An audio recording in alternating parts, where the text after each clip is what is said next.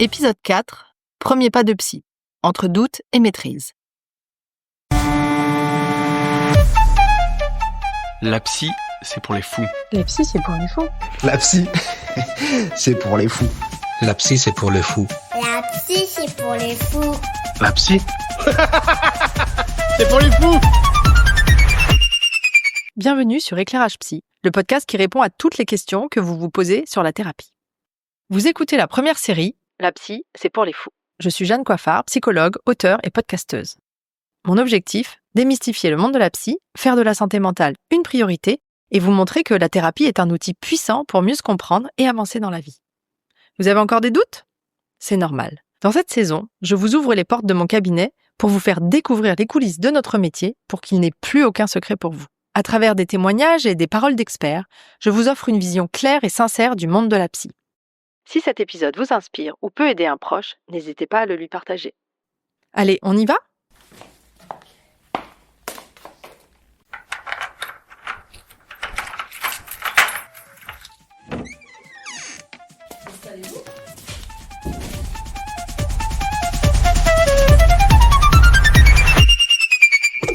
Une fois mon diplôme de psychologue en poche, pas peu fière, il me restait une toute petite étape à franchir. Trouver comment exercer ce métier. Après 4 ans où mon compagnon tenait seul les rênes financières de la famille, il était clairement temps que je passe moi aussi à l'action. Je ne pouvais plus me permettre de rester sans revenu. Nous étions installés à Toulouse, là où mon compagnon travaillait. Donc, question mobilité, disons que j'étais un peu limitée. J'ai donc envoyé des dizaines de CV pour décrocher un poste salarié en institution. Et là,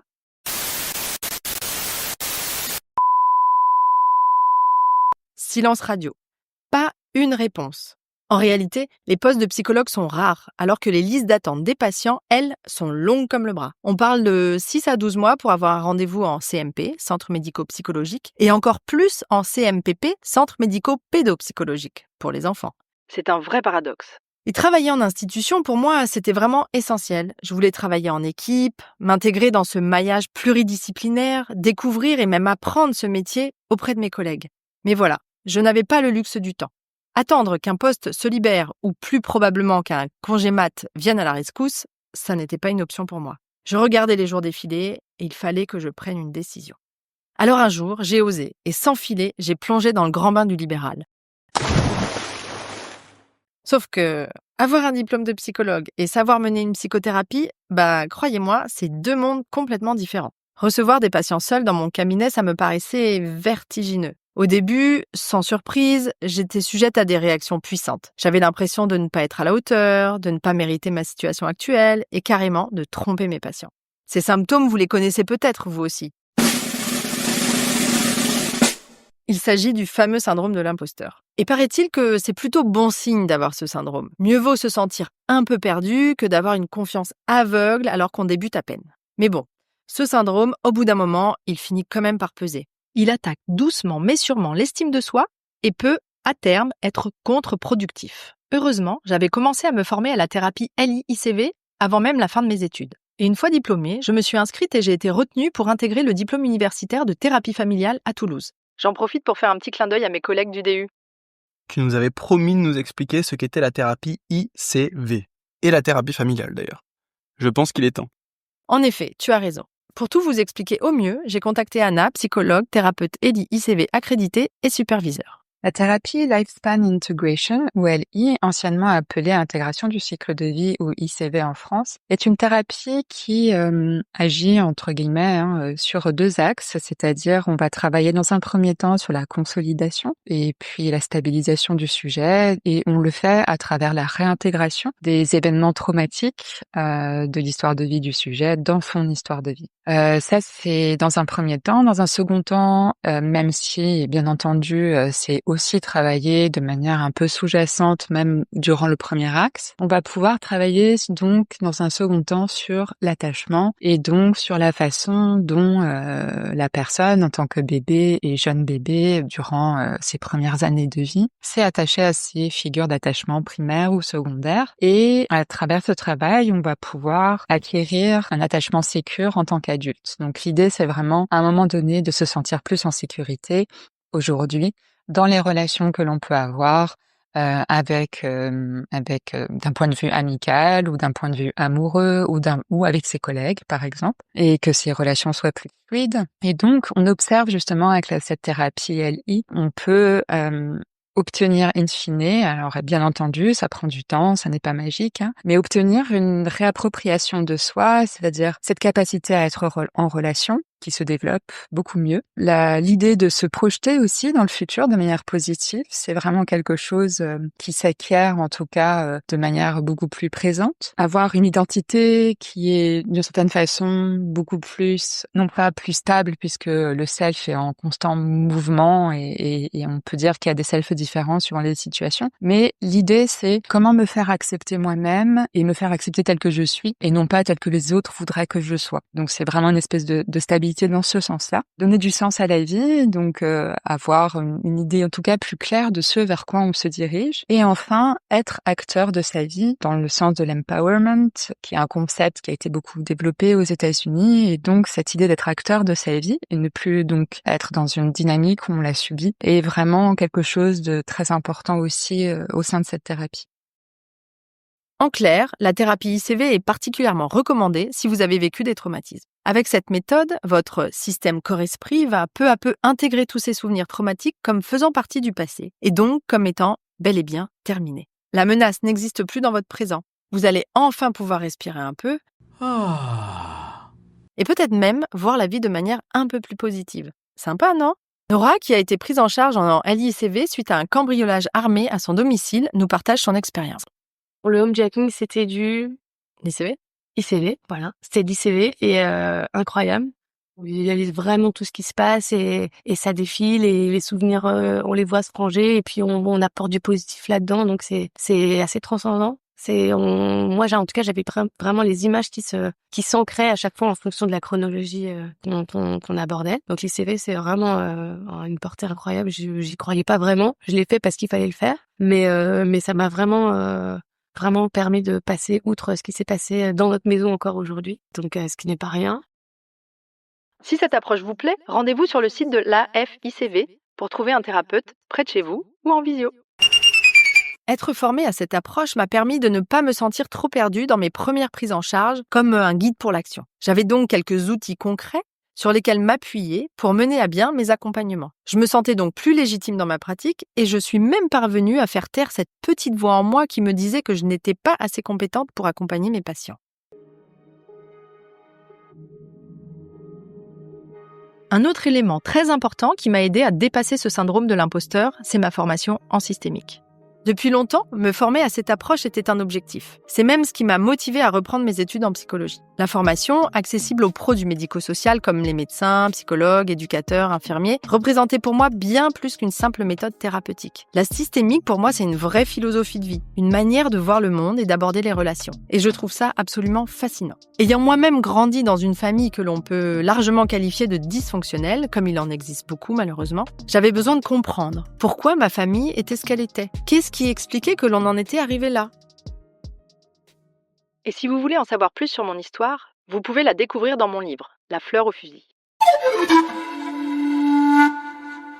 Pour nous aider à bien saisir à quoi renvoie ce courant théorique, je me suis adressée à Julien Besse. Julien, c'est un peu la star de la systémique sur YouTube. Ses vidéos sont canons, elles sont d'une grande qualité, tant sur la forme que sur le fond. Elle parle de couple, de famille, de théorie, et il reçoit du beau monde.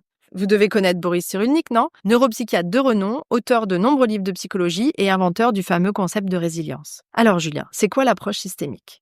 Alors, l'approche systémique en psychologie, elle trouve ses racines dans les conférences de Macy qui étaient en fait tenues aux États-Unis à peu près dans les années 50. Et ces conférences, elles réunissaient des scientifiques qui venaient de plein de disciplines différentes. Il y avait de la sociologie, de l'éthologie, des logiciens, des mathématiciens, des psychologues, etc.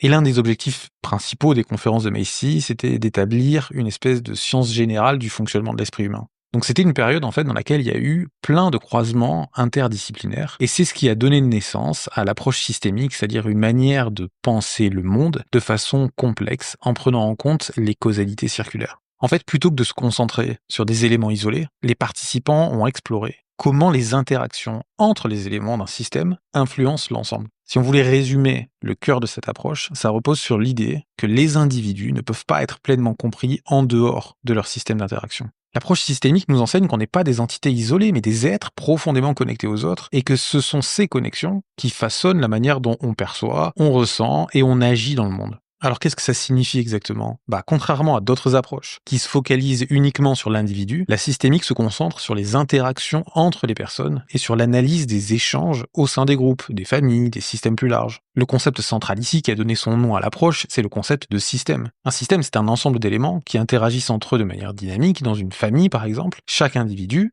influence et est influencé par les autres membres. Et c'est ça qui va impliquer que les difficultés qu'une personne rencontre ne sont pas simplement le reflet d'un problème individuel, mais qu'elles s'inscrivent dans un cadre relationnel, dans une interaction avec les autres membres du système. C'est à partir de cette idée que dans l'approche systémique, par exemple, on va parler de la personne qui présente le symptôme comme étant le patient désigné, en voyant le symptôme comme étant une tentative d'adaptation à son système familial pour maintenir un équilibre. L'image que je prends tout le temps pour parler de l'approche systémique, c'est celle de la pyramide humaine. Et si on regarde la pyramide, il y a tout le temps une tendance à trouver un équilibre. Et on se rend compte que chaque élément à l'intérieur de cette pyramide œuvre pour ce qu'on appelle dans notre jargon barbare de systémicien l'homéostasie du système. Ce que ça signifie, c'est que si vous êtes à l'intérieur de la pyramide et qu'il y a une personne qui modifie sa position parce qu'elle a une crampe, par exemple, même à l'autre bout de la pyramide, ça va avoir pour conséquence de provoquer la modification du positionnement de toutes les personnes qui sont autour et de toutes les personnes qui composent cette pyramide. Donc si on regarde la pyramide de l'extérieur,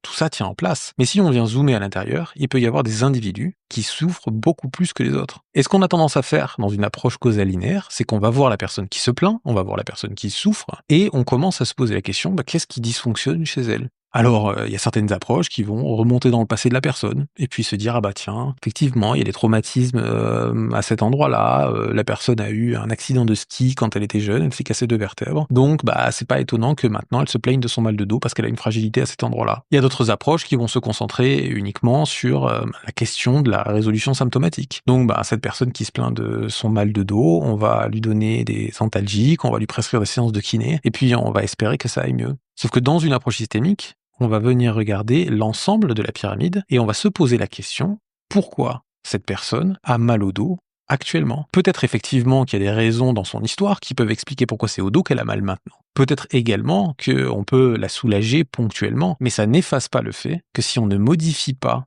l'équilibre relationnel autour de la personne, les enjeux et les contraintes qui s'appliquent sur elle ne changeant pas, ça va tout le temps produire des effets symptomatiques. Donc en définitive, voilà vraiment comment on peut définir l'approche systémique. C'est une approche qui prend en compte le contexte, qui prend en compte les interactions entre les différents individus d'un système, qui remet toujours un individu à l'intérieur d'un système plus vaste. Bon, ça c'est vraiment la base. À partir de là, on pourrait développer pendant des heures pour expliquer toutes les ramifications théoriques et conceptuelles qui découlent de cette manière de penser. Mais vous retrouverez, si ça vous intéresse, plein de ressources sur Internet. Et en ce qui nous concerne, j'espère vraiment que cette approche va pouvoir gagner du terrain, parce que c'est vrai qu'en France, on est encore beaucoup quand même dans un système de causalité linéaire dans les approches qui sont enseignées, notamment à l'université. Comme vous venez de l'entendre, l'approche systémique est particulièrement recommandée lorsque la demande de consultation est motivée par une problématique relationnelle, qu'elle concerne un parent, un ami, un partenaire amoureux ou un collègue de travail. Pour autant, on peut travailler en systémique en thérapie individuelle. Cela signifie juste que le référentiel théorique du thérapeute sera la systémie. Il s'intéresse donc à l'ensemble de l'environnement dans lequel vous avez évolué.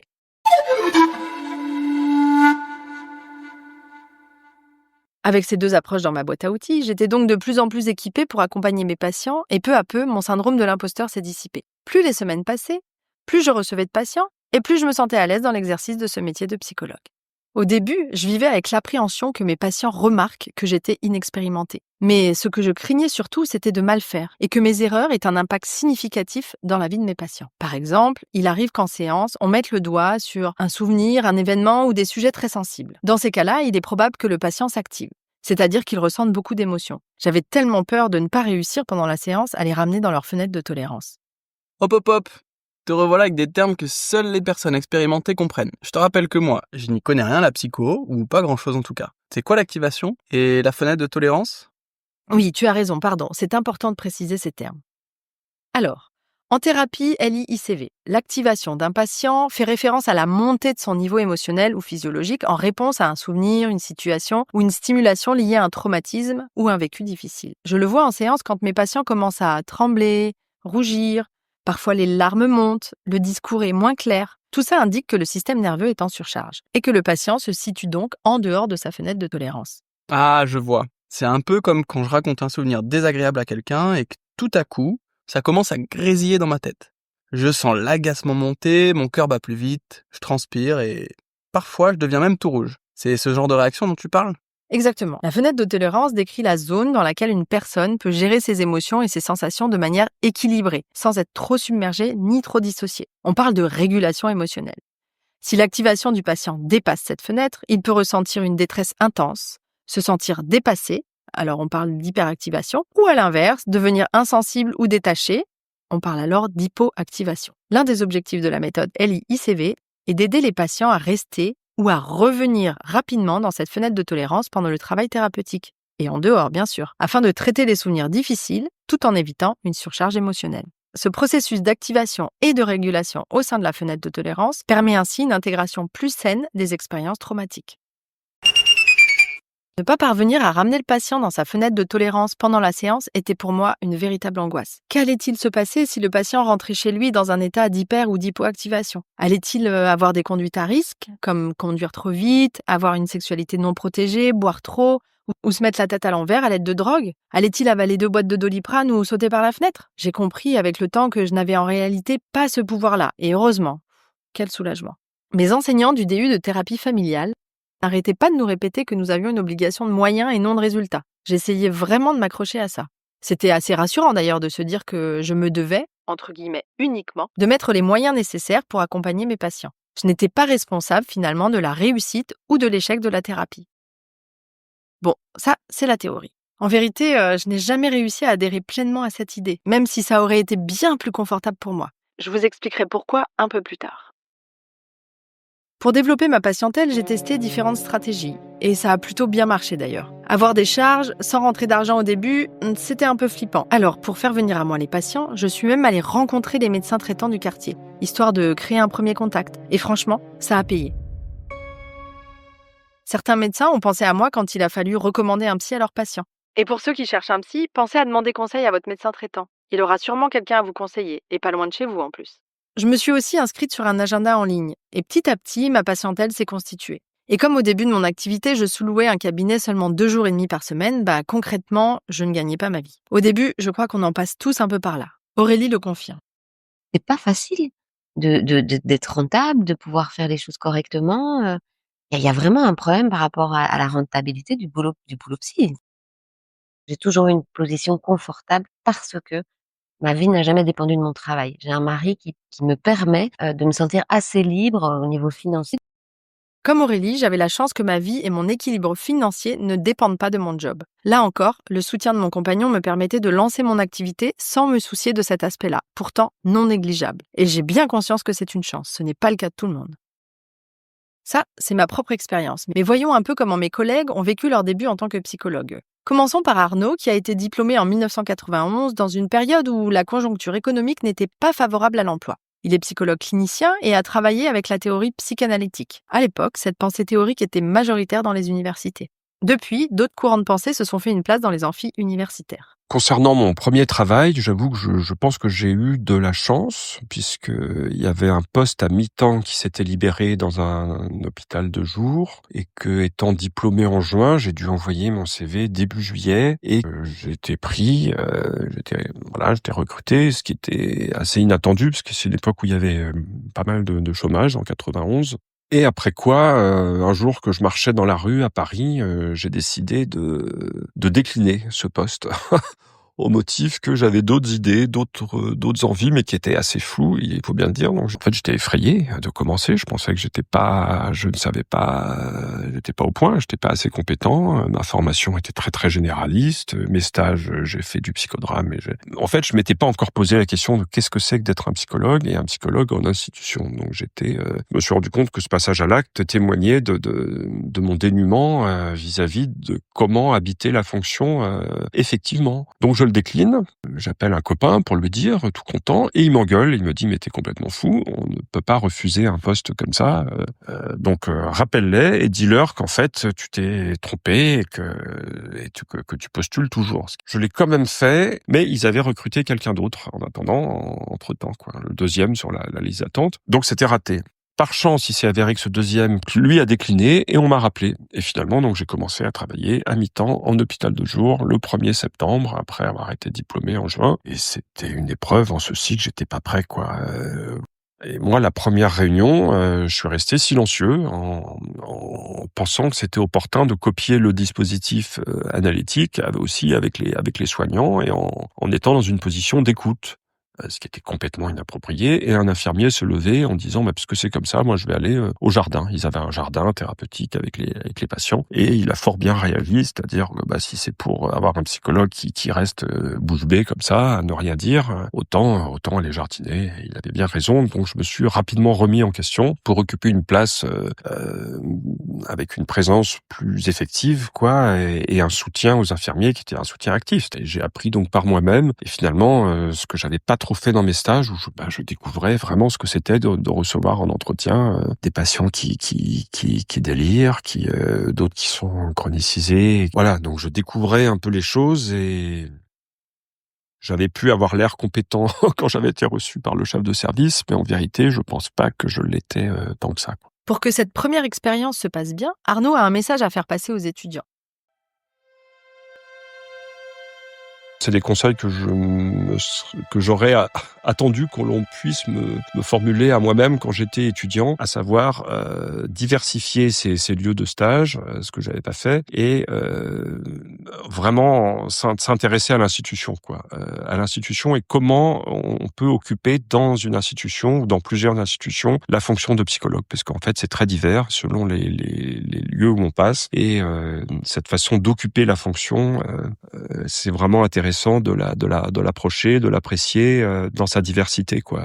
Parce que les psychologues qui finissent dans leur bureau tout seuls, alors qu'il y a un travail d'équipe qui serait beaucoup plus intéressant, d'une immersion avec des patients, je pense aux hôpitaux, pas juste dans le bureau ou dans la chambre du patient. C'est quelque chose, moi, que j'aurais aimé apprendre dès les stages et pas découvrir au bout d'une douzaine d'années de 10 ans de pratique professionnelle, quoi. Je l'ai appris, mais finalement tardivement, quoi. Voilà, diversité des lieux de stage, l'implication dans l'institution et la diversité de comment on peut occuper cette fonction de psychologue selon les lieux, les publics, les lieux où on pourrait travailler, les publics reçus, quoi. Julie, elle, est psychologue du développement. Elle nous raconte aussi ses débuts. Alors, mon premier emploi, c'était dans un service d'accueil d'urgence de la protection de l'enfance qui s'appelle le service d'intervention spécialisé, le SIS. C'était en Seine-Saint-Denis. Pour la petite anecdote, je me souviendrai toujours de mon premier jour, voilà, le premier matin où je suis arrivée dans la brume, dans le foyer, au bord de l'autoroute, à Aulnay-sous-Bois, collée à la cité des 4 Tours. Et j'ai été accompagnée ce jour-là par mon copain de l'époque et par ma meilleure amie. Et je me rappellerai toujours de leur tête quand ils ont vu cet endroit de désolation, parce que franchement, c'était quand même ça. Et dans leurs yeux, je me souviendrai toujours de lire mais qu'est-ce qu'elle vient faire là, en fait. Et moi, par rapport à tout ça, moi, par contre, je me sentais exactement là où je devais être, incarnant ma vocation, au cœur de la Seine-Saint-Denis, là où finalement la France a remisé, méprisé et abandonné quand même ses citoyens, même si on a la chance en France d'avoir des services publics quand même. Mais voilà, comme s'ils étaient de seconde zone. Et moi, j'étais prête à rencontrer ce vivier humain, dynamique et multiculturel, qui est probablement, aujourd'hui, je peux le dire, la plus grande richesse de notre pays.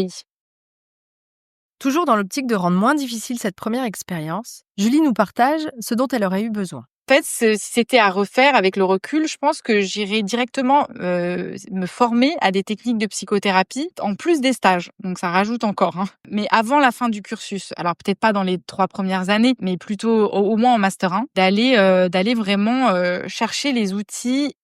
Quelles sont les techniques de psychothérapie qui existent et auxquelles je suis sensible, parce que la plupart du temps, après ces 5 années de master, on repart dans de la formation continue. Je pense qu'à partir du master, on peut commencer à explorer ça pour sentir ce vers quoi on est appelé, et puis de commencer à apprendre ces techniques. Ça me paraît assez essentiel, et moi vraiment, j'aurais vraiment aimé le faire plus tôt.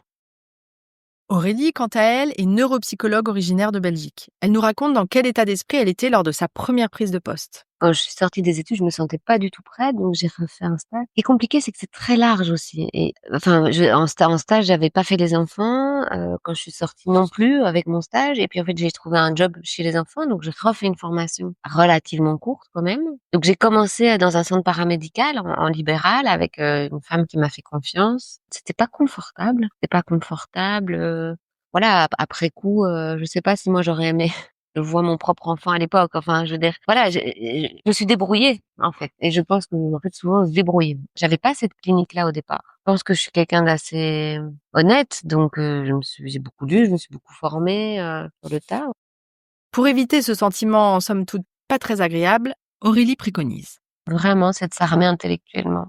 Et je pense qu'il faut pas attendre d'être confronté à des difficultés ou à des questionnements pour s'armer intellectuellement. Et je pense que dans la vie, toujours, c'est une arme immense. Mais dans notre métier aussi, bien connaître les pathologies, d'être confortable avec son matériel. Il faut pas y aller au bagou, quoi.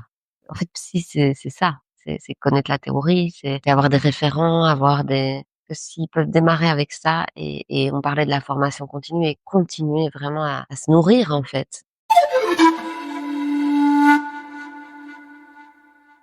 Vous l'avez compris, c'est pas toujours évident les débuts en tant que psychologue. Comme Aurélie, je pensais que j'avais encore besoin de me former. J'avais vraiment accroché avec l'approche LIICV et je voulais approfondir mes connaissances et compétences dans cette voie-là. Pour aller plus loin dans cette formation, les formatrices exigeaient qu'on soit nous-mêmes supervisés et qu'on ait suffisamment avancé dans notre propre thérapie LIICV. Je ne vous cache pas que ces conditions me rassuraient énormément. Enfin, une formation qui exigeait un vrai travail personnel en profondeur. Et pour moi, cela représentait un vrai gage de qualité. Vous ne le savez peut-être pas, mais l'université ne nous oblige jamais à aller en thérapie. Il le suggère évidemment, mais ce n'est pas une condition pour obtenir le diplôme. Et honnêtement, je trouve ça un peu fou. Ce serait comme vouloir apprendre l'ébénisterie sans jamais toucher une scie à bois. Ça paraît complètement insensé, non? Vous ne trouvez pas?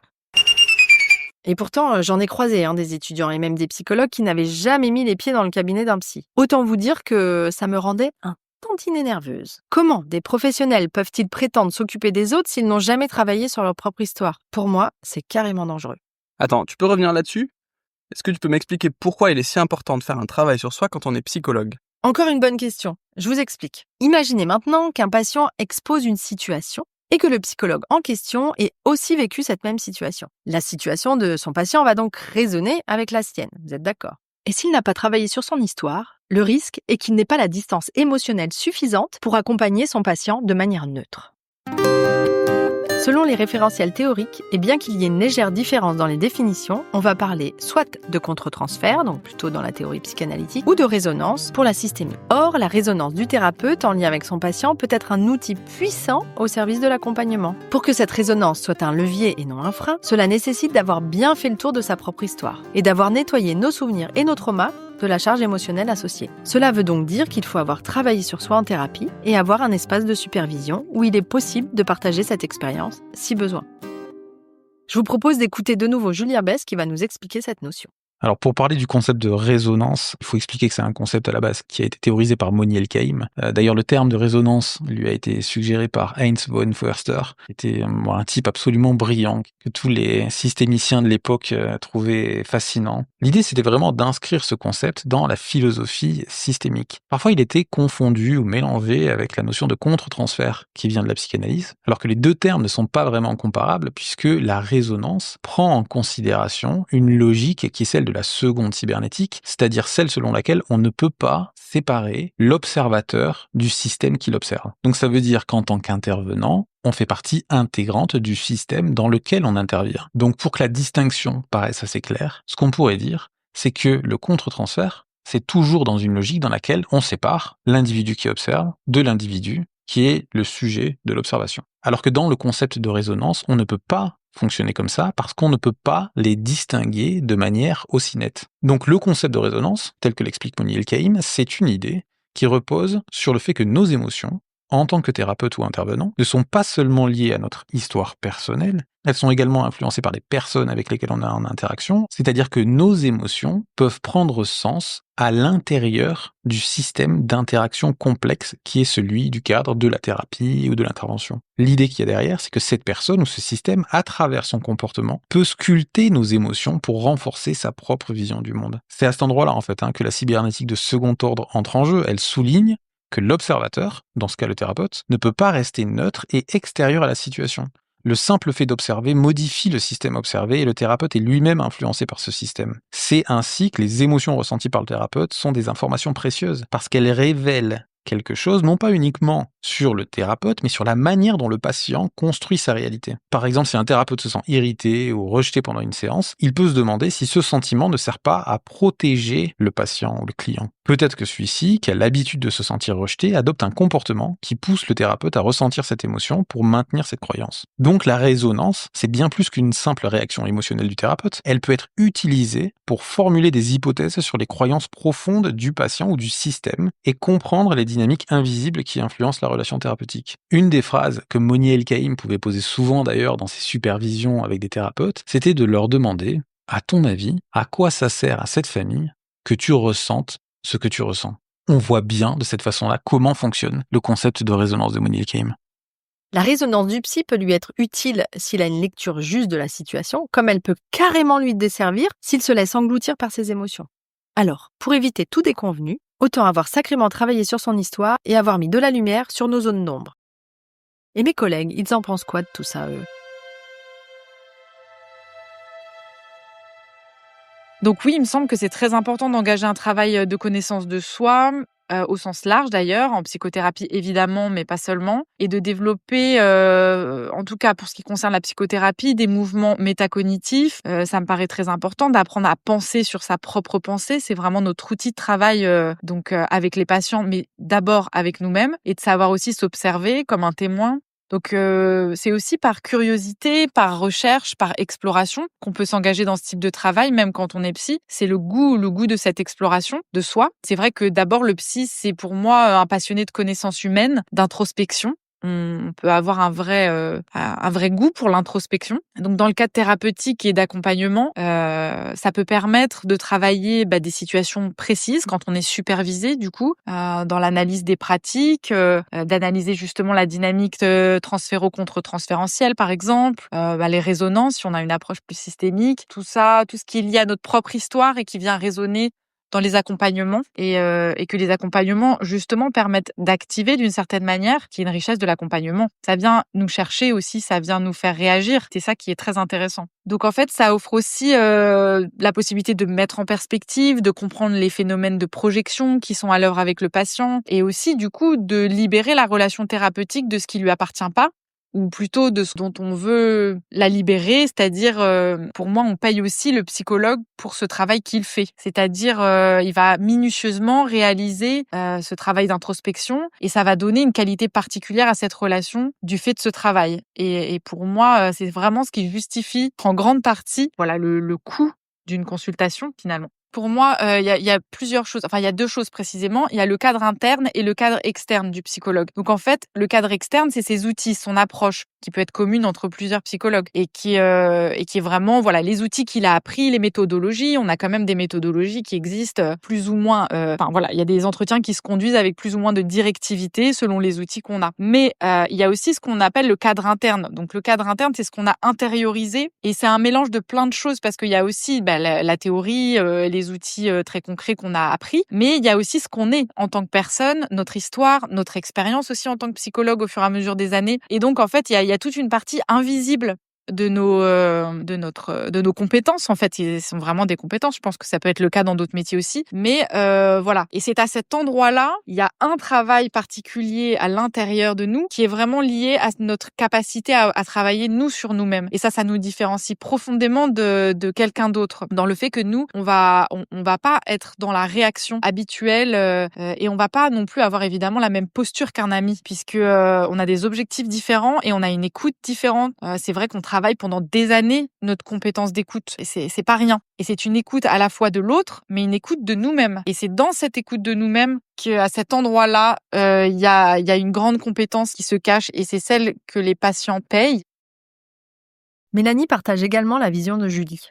La formation à l'écoute de l'autre, on peut en effet pas l'obtenir à l'université, mais en tout cas, on parle très peu dans les universités d'un réel travail sur soi. C'est-à-dire qu'on peut sortir d'une université en ayant un diplôme de psychologue et jamais s'être assis face à un psy ou allongé sur un divan si on parle de la psychanalyse. Et je trouve ça extrêmement problématique. Pour moi, une formation ne peut pas être accomplie, complète, s'il n'y a pas un passage de soi-même aller faire un travail sur soi. C'est-à-dire que c'est en faisant un travail sur soi, en s'allongeant sur un divan, ça peut être du face à face. Du moment qu'il y a une relation, on apprend aussi en s'interrogeant sur nous-mêmes. Parce que souvent, je dis, le psychologue, il a peut-être un savoir, mais moi, ce savoir-là, j'en fais rien pendant mes entretiens. Quand on sort de l'université, on a un diplôme de psychologue, clinicien, social, de l'enfance, mais on n'est pas psy. On a un diplôme de psychologue, mais on n'est pas psy.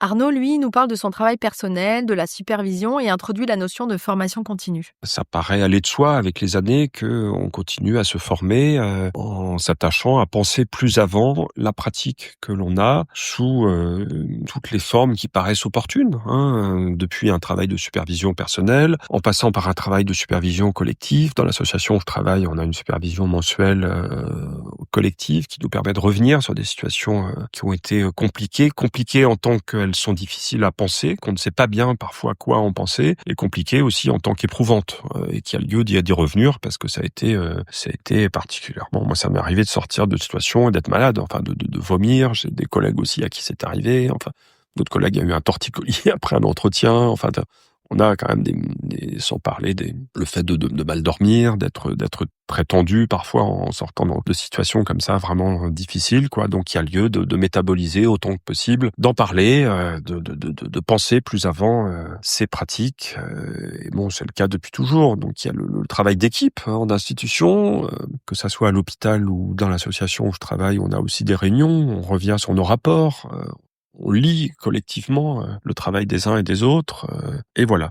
Pour ce qui est d'un travail personnel et d'une supervision, moi j'en ai toujours eu quasiment en fait des supervisions depuis que je travaille, que ce soit à l'hôpital ou plus récemment dans cette activité-là d'expertise où l'association, enfin on paye un superviseur qu'on va voir une fois par mois. Il y a donc ce travail qu'on fait aussi entre nous, ce qui est une façon de supervision, c'est-à-dire qu'on donne à lire nos écrits aux collègues qui nous font des retours aussi et qui permettent d'approfondir des points aveugles d'écriture qui sont perçus par d'autres sur des aspects qui pourraient être mieux traités, des choses pas claires, des points à développer, etc. Puis il y a le travail de psychanalyse personnelle, moi que j'ai effectué au début quand j'étais étudiant, par une analyse personnelle que j'ai continué après en travaillant au début et que je n'ai pas repris. Voilà, ça a été fait au début entre mes 20 et 28 ans, je dirais, donc pendant 8 ans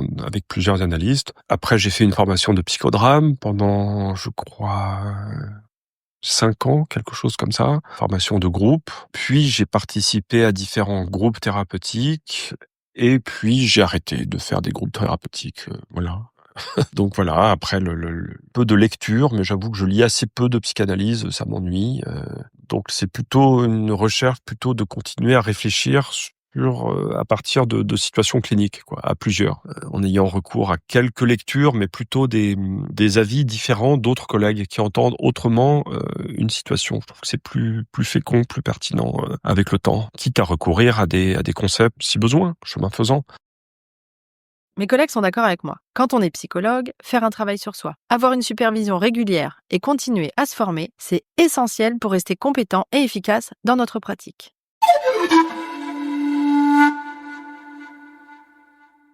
Petit à petit, avec le temps, la pratique et les échanges avec mes patients, j'ai développé mon propre style thérapeutique. En plus de mon regard de systémicienne et de l'utilisation de l'approche LI-ICV, je proposais aussi des exercices tirés du journal créatif d'Anne-Marie Jobin.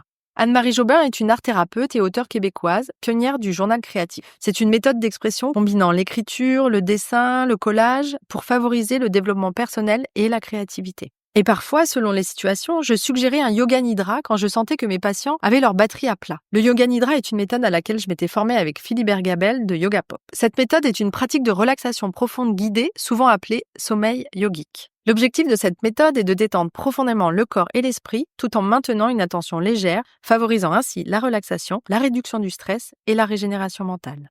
C'est comme ça que j'ai commencé à pratiquer une thérapie que j'appelais intégrative, créative et intuitive. Voilà un style thérapeutique qui me ressemblait enfin. J'avais réussi à m'émanciper des cadres rigides des études universitaires et je me sentais enfin libre d'exercer ce métier à ma manière. Mais malgré cette prise de liberté et les retours positifs de mes patients, au fil du temps, exercer en libéral devenait de plus en plus lourd pour moi. J'attendais les vacances avec impatience et à chaque fin de congé, je reprenais le travail la boule au ventre. Alors que pourtant, j'étais contente de retrouver mes patients. Un vrai paradoxe. J'avais cette satisfaction humaine et relationnelle, mais au fond de moi, quelque chose n'allait pas. C'est d'ailleurs à ce moment-là que je me suis blessée au genou. Ma kiné, qui est aussi praticienne en psychosomatique, m'a fait remarquer qu'un problème de genou pouvait être lié à un vécu de contrainte. Vous savez, l'image du genou à terre comme symbole de soumission. Tiens donc, mon genou qui me parle. Et moi qui pensais que ma blessure était uniquement due à mon entraînement au tennis sur le revers croisé. Il fallait me rendre à l'évidence. Quelque chose dans l'exercice de ce métier ne me convenait pas. J'ai même envisagé à ce moment-là de postuler pour un poste salarié, alors même que j'étais quand même très attachée à la liberté que permet le statut de libéral. Je ne me voyais alors pas faire autre chose que de la thérapie familiale. J'ai donc commencé à scruter les annonces. Et un jour, je suis tombée sur une offre qui datait de plus de 4 mois. Bon, j'ai écrit, mais sans vraiment y croire. Et sans surprise, on m'a répondu que le poste était pris. Puis, quelques semaines plus tard, alors que j'avais presque oublié cette candidature, le pédopsychiatre responsable du service m'a recontacté pour me proposer un entretien. Tiens, étrange. On a bien échangé, le courant est super bien passé, et le poste était pour moi si je le voulais. Mais quand j'ai demandé au médecin le salaire auquel je pouvais avoir droit, silence radio. Il a été bien incapable de me répondre. Et quand j'en ai parlé à ma psy, elle a bien rigolé. Selon elle, les psychiatres en milieu hospitalier souffrent d'une amnésie systématique au sujet des salaires des psychologues. Effectivement, après vérification, la grille salariale m'offrait généreusement 1 800 € pour un temps plein. Le montant exact que j'aurais dû payer pour un logement familial dans les environs de ce travail. Vous voyez le tableau. Faire déménager toute ma famille à l'autre bout de la France pour un salaire qui couvrait à peine le loyer, tout en ayant un statut de cadre, ce n'était ni raisonnable ni réaliste. J'ai donc décliné l'offre, mais vraiment à contre-cœur. Oh. Vous commencez peut-être à voir où je veux en venir, non ? Les conditions d'exercice de ce métier, que ce soit en libéral ou en tant que salarié, sont, soyons honnêtes, difficilement tenables. Il y a bien sûr la question du salaire, mais pas seulement. Parfois, j'en étais à me demander si j'étais pas un peu cinglée d'avoir choisi d'exercer ce métier. Je vous l'avais bien dit, la psy, c'est pour les fous. La psy c'est pour les fous. Allez, ça suffit pour aujourd'hui. J'ai déjà suffisamment parlé. Je vous propose de laisser ce sujet au frigo, comme on dit en systémique. Comme le sujet est conservé au frais, on pourra alors l'explorer dans le prochain épisode. On se plongera dans le quotidien de psychologues en libéral et salarié. Et là, je vous ouvre vraiment les portes de nos cabinets. Et pour le mot de la fin, je vais vous partager quelques suggestions de Julie que je trouve tout à fait pertinentes. Elle s'adresse aux patients, mais aussi aux futurs et jeunes psychologues. Il me semble que c'est important et qu'on a le droit en tant que patient de poser la question au psychologue qu'on consulte, de savoir quel travail lui il a effectué sur lui-même. D'ailleurs parce que c'est une question intéressante, parce qu'on peut voir la richesse aussi de ce travail personnel qui peut être sous la forme de psychothérapie, mais aussi d'autres types d'approches. Et donc c'est une question qui me paraît très pertinente à poser. Quand on est plus un jeune psychologue, donc là je vais plus parler aux étudiants en psychologie et aux jeunes psychologues, ça me paraît être vraiment une étape absolument incontournable, même si on pense que peut-être là on est dans un exercice qui ne nécessite pas forcément. Voilà, j'ai eu à rencontrer pas mal de psychologues parfois qui étaient pas suivis, mais voilà, peut-être parce qu'ils se sentaient bien, ils se sentaient outillés, ils se sentaient compétents, voilà. Moi, c'est quelque chose qui vient quand même toujours me questionner. Je crois qu'il y en a vraiment besoin. On est mis en résonance continuellement. Donc voilà, pour moi, c'est une garantie dans le code de déontologie, me semble-t-il. La thérapie est un art et chaque psychologue doit développer sa propre manière de pratiquer de façon créative et authentique. Il n'existe pas une seule bonne méthode. L'important, c'est de trouver celle qui nous correspond. Et puisque nous sommes nous-mêmes nos principaux outils de travail, il est essentiel pour nous, psychologues, d'être accompagnés, supervisés et de continuer à nous former. Bien sûr, tout cela a un coût, parfois conséquent d'ailleurs. Mais cet investissement est nécessaire pour garantir une pratique éthique et de qualité. On parlera de tout ça dans le prochain épisode.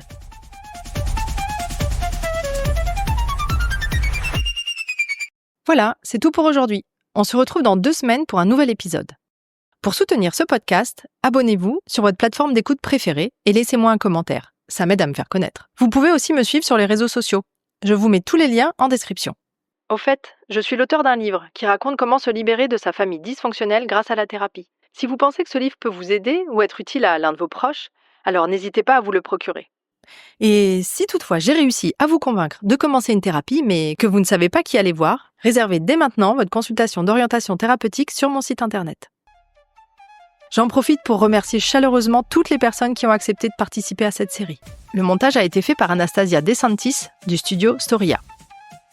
Merci pour votre écoute. À très bientôt. Et d'ici là, surtout, prenez soin de vous.